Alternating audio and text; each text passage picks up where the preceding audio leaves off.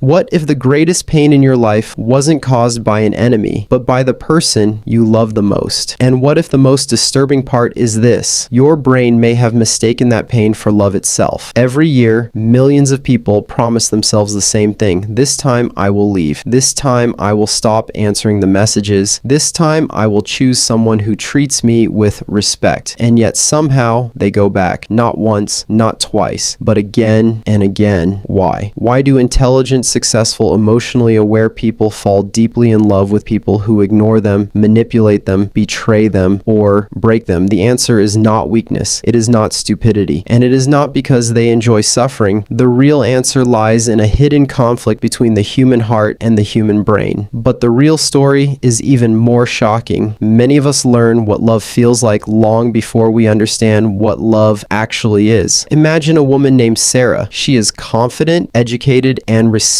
by everyone who knows her. When she meets Daniel, everything feels electric. He is charming, attentive, almost perfect. He texts her constantly, tells her she is different from anyone he has ever met, makes her feel chosen. Within weeks, she feels closer to him than she has ever felt to anyone. And then something changes. The messages become shorter. Plans are canceled. Affection is replaced by distance. Sarah becomes confused. She starts replaying conversations in her head, wondering what she did wrong. She works harder. She becomes more understanding, more patient, more forgiving. And this is where the story takes a dangerous turn, because what Sarah is feeling is not just heartbreak. It is a powerful psychological mechanism that researchers call intermittent reinforcement. It is the same principle that makes slot machines addictive. You never know when the reward is coming, so you keep trying. Daniel becomes unpredictable. One day he is warm and loving. The next he is cold and distant. Every time he returns, the relief Sarah feels is enormous. The affection feels more valuable because it is rare. But the question is, why does uncertainty make love feel stronger? Psychologists have found that unpredictable rewards create stronger emotional attachment than consistent ones. The brain releases dopamine not just when we receive pleasure, but when we anticipate it. The waiting becomes part of the addiction. The uncertainty becomes exciting. The anxiety becomes mistaken for passion. And what happened next changed everything. Sarah begins to lose herself. She checks her phone every few minutes. A message from Daniel can make her entire day. Silence can destroy it. Her world becomes smaller. Her emotions become dependent on someone who gives her love in tiny doses. But this was just the beginning, because the roots of this pattern often go much deeper than one relationship. In the 1950s, psychologist John Bowlby began studying how children bond with their caregivers. He discovered something unsettling. The way we are loved as children often becomes the template for the way we seek love as adults. If a child grows up with stable affection, they learn that love is safe. But if affection is inconsistent, if a parent is loving one day and emotionally unavailable the next, the child learns a different lesson. Love must be earned. Years later, that lesson returns in disguise. The person who is hard to please feels familiar. The person who gives mixed signals feels exciting. The relationship that requires endless effort feels meaningful. But is it really love? Or is it an old wound asking for a different ending? Think about that for a moment. How many people are trying to win love today because they are still trying to win approval from someone in their past? This is not a theory that only affects a few people. Studies have shown that attachment styles formed early in life can strongly influence adult relationships. People with anxious attachment patterns are more likely to stay in unhealthy relationships, even when those relationships cause significant emotional distress. But the real story is even more shocking. Sometimes the pain itself becomes part of our identity. Meet Alex. After years of dating people who betrayed or abandoned him, he came to believe that love was supposed to be difficult. Peace felt boring. Kindness felt suspicious. When he met someone who communicated clearly and treated him with respect, he lost interest. Why would someone reject healthy love? Because the brain does not always choose what is good for us. It chooses what is familiar, and familiarity is powerful. Neuroscientists have found that the brain is a prediction machine. It prefers patterns it understands, even harmful ones, because predictability feels safer than the unknown. A toxic relationship can feel like home, not because it is healthy, but because it matches old emotional memories. And that's where the story takes another unexpected turn. Many people who stay in painful relationships are not addicted to the person. They are addicted to hope. Hope that things will go back to the the way they were in the beginning. Hope that one more conversation, one more chance, one more sacrifice will bring back the version of the person they first met. But what if that version was never real? Experts who study manipulative relationships often describe a pattern: idealization, devaluation, and intermittent affection. The cycle repeats. Each time, the person becomes more invested, not less. But the question is, why is it so hard to leave even when we know the truth? Because leaving is not just losing a relationship. It is losing a future we imagine. It is mourning the person we hoped they would become. It is giving up the fantasy that our love could heal someone else. And for many people, that grief is more painful than the relationship itself. What happened next in Sarah's story is something millions of people will recognize. One night, after waiting hours for a message that never came, she opened her old journal. She read entries from 6 months earlier. Different dates, same pain, same confusion, same promises that things would get better. For the first time, she saw the pattern. Not the version of the relationship she carried in her mind, but the reality of it. And that realization changed everything. She did not stop loving Daniel overnight. That is not how the brain works. Healing was not a dramatic moment. It was a series of small decisions. She stopped trying to earn affection. She stopped explaining away hurtful behavior. She stopped asking, how can I make them love me? And started asking a different question: why do I believe I have to suffer to be loved? That question led her to therapy. It led her to painful memories she had avoided for years. It led her to understand that she was not chasing Daniel. She was chasing a feeling she had known her entire life, the feeling of trying to be enough. And once she understood the pattern began to lose its power. But the real revelation is not about Sarah. It is about all of us, because almost everyone at some point in life confuses intensity with intimacy. We mistake chemistry for compatibility. We mistake anxiety for excitement. We mistake longing for love. But real love often feels different than we expect. It is not a constant guessing game. It does not make you question your worth. It does not require you to shrink yourself to keep someone close. Real love is not perfect. It includes conflict, disappointment, and difficult conversations. But it does not demand that you abandon yourself. And here is the most important question of all. If someone only loves you when you are chasing them, are they loving you, or are they loving the power they have over you?